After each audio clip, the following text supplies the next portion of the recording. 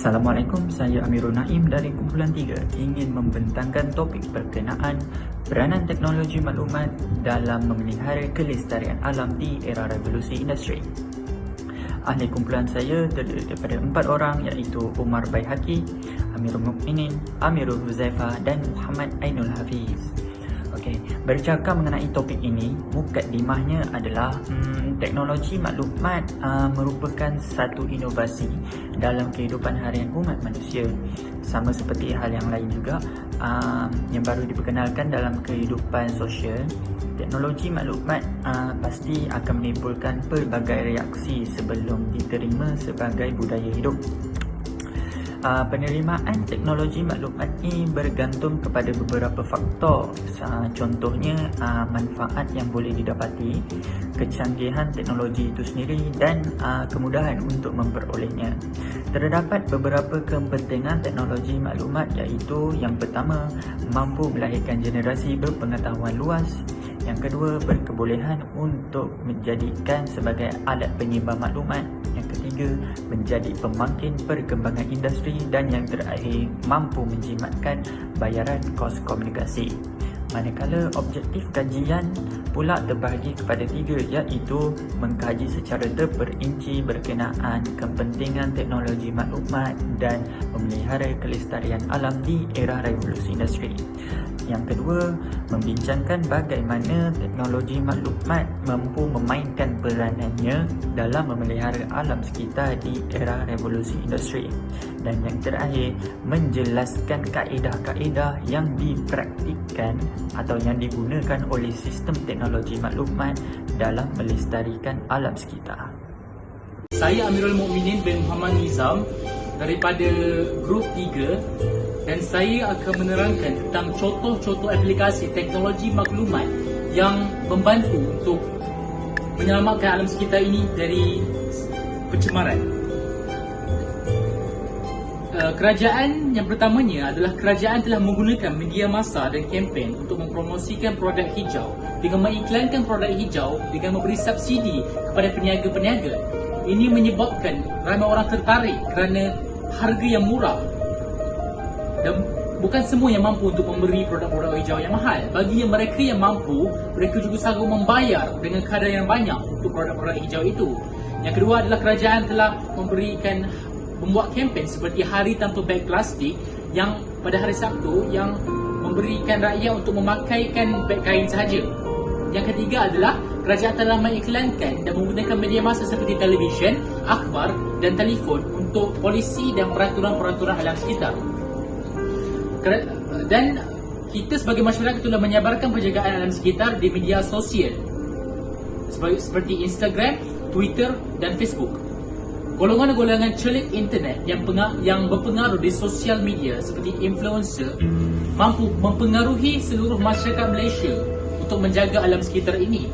Oleh itu, dengan menggunakan teknologi maklumat seperti televisyen, komputer dan sebagainya, ia mampu mengubah pemikiran Malaysia supaya menjaga alam sekitar ini dan mengelakkan suhu daripada meningkat dan penipisan ozon.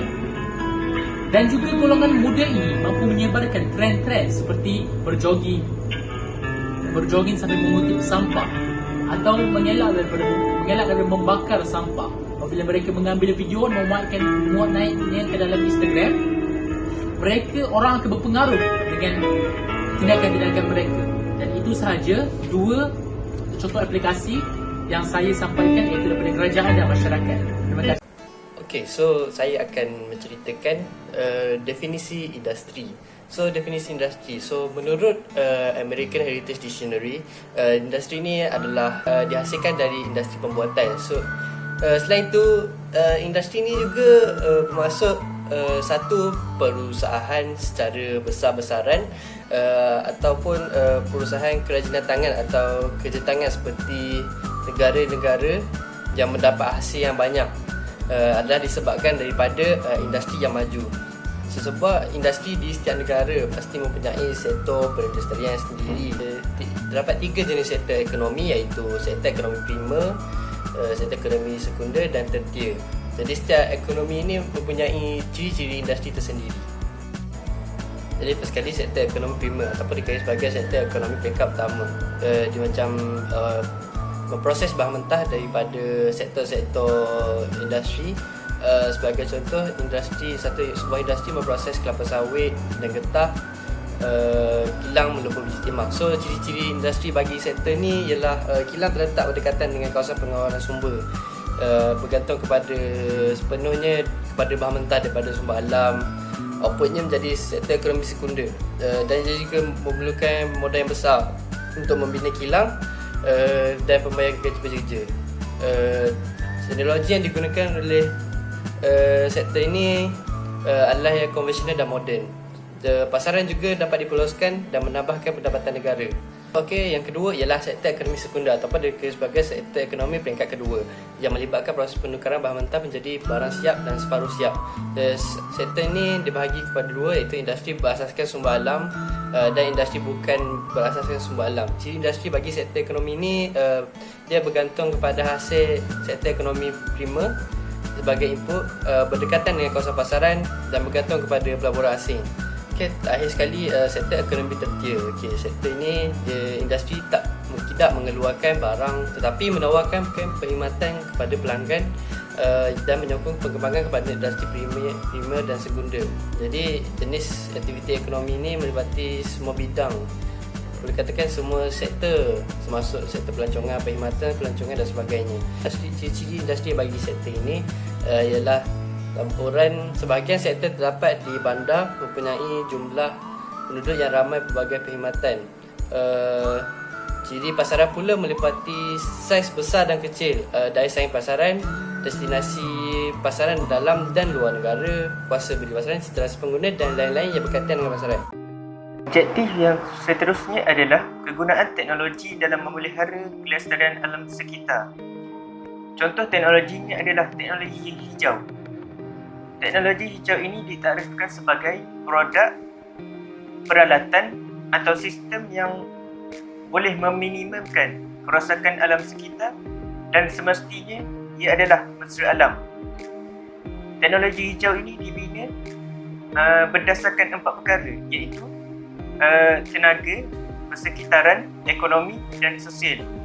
Dari segi tenaga, dia akan mengurangkan penggunaan tenaga dan juga meningkatkan kecekapan pekerjaan. Yang kedua, daripada segi persekitaran, ia dapat mempengaruhi alam sekitar dan dipelihara daripada sudut persekitaran. Yang ketiga adalah ekonomi, yang dapat menjaga ekonomi dan membangunkan melalui penerapan teknologi tersebut. Dan yang keempat ialah sosial, yang dapat menjadikan kualiti hidup seseorang itu dapat ditingkatkan. Adalah menjadi masalah apabila lapisan ozon itu terus menipis akibat daripada aktiviti manusia yang tidak terjaga. Oleh sebab itu, teknologi ini diperlukan dalam menjaga ketidakstabilan iklim bumi supaya tidak menjadi masalah pada masa hadapan. Seterusnya, manfaat teknologi hijau ini memainkan peranan yang penting dalam memastikan ekosistem dan alam sekitar dalam keadaan terpelihara. Okey, Assalamualaikum. Yang seterusnya kita akan cakap tentang sebab-sebab sektor industri ditubuhkan. Okey, kita dapat melihat sebabnya dengan mengenai kisah tentang revolusi industri. Sebelum ini manusia menghasilkan barang atau perkhidmatan hanya bergantung kepada kekuatan otot. Tenaga hidro atau tenaga angin ini mempunyai halangan yang cukup besar kerana yang kita ketahui bahawa sumber daya ini agak terhad. Contohnya kekuatan otot manusia untuk mengangkat objek berat walaupun menggunakan kem. Takal ia memerlukan rehat berkala. Okay, selain daripada otot, tenaga lain yang sering digunakan adalah tenaga air dan tenaga angin. Biasanya ia digunakan dalam pengilingan untuk menghidupkan kilang berat. Sebagai contoh, manusia sering menggunakan kincir air atau kincir angin. Tapi masalahnya kekuatan ini tidak dapat digunakan di mana sahaja.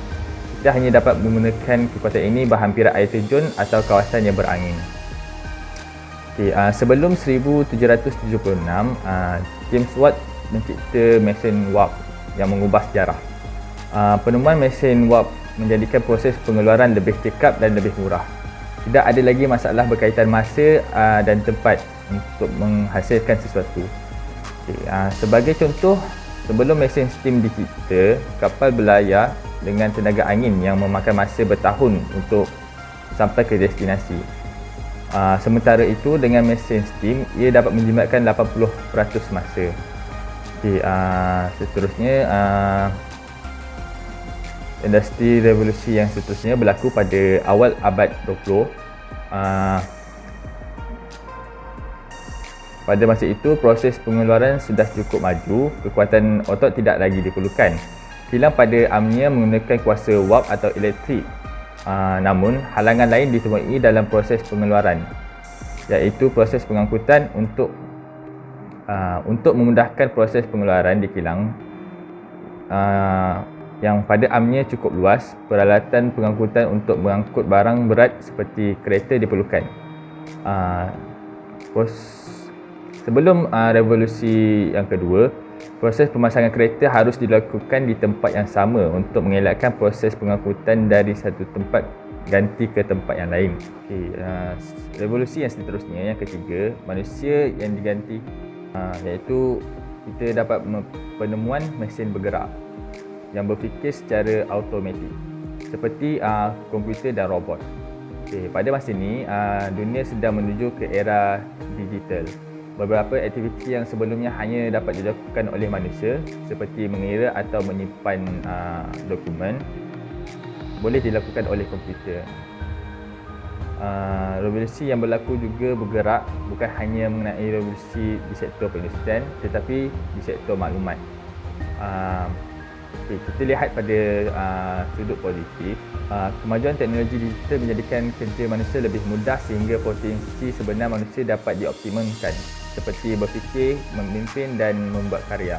Kita pergi kepada revolusi keempat. Ia dikatakan revolusi keempat kerana ia perubahan yang terjadi memberi pengaruh besar terhadap ekosistem dunia dan cara hidup manusia. Revolusi ini bahkan dipercayai dapat meningkatkan ekonomi dan kualiti hidup dengan ketara. Pada mulanya, dapat dilihat penerapan konsep automasi yang dilakukan oleh mesin tanpa memerlukan tenaga manusia dalam aplikasinya, di mana ini adalah perkara penting yang diperlukan oleh pemain industri demi masa, tenaga kerja dan kecekapan kos.